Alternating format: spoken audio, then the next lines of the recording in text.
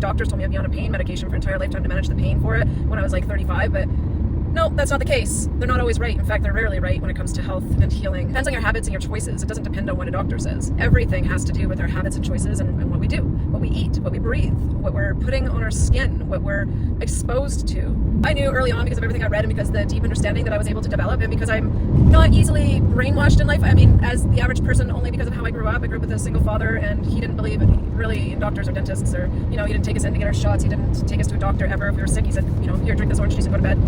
And then he didn't worry, and then we just always healed because the body does heal. That's the thing. People are scared that their body is not going to heal and that they need to go to a doctor to get the doctor to help facilitate healing, when in fact the doctor generally inhibits and stifles and healing. So people don't know that, and it's a comfort for them, right? But for me, a doctor is not a comfort. So that was instilled in me earlier on, and that's why learning that it was the inner terrain that dictates our health and not the germ. There's no outside source coming to get us and infect us and spread around and all that. It's like your sickness is all your own. You created that through your habits and choices, and there's nobody else to blame. And it is what it is. I mean, we create our own realities through our habits and our choices. And so people ask me, how did you reprogram yourself? How did you, grasp the germ theory versus terrain? How did you learn that it was a terrain? I'm like, I didn't even really have to learn that. It was just I kind of just knew it, I guess, which is weird because I never knew I knew it until I was reading about it and people were making a thing about it. And then I was like, oh yeah, well, I kind of always just, anyways.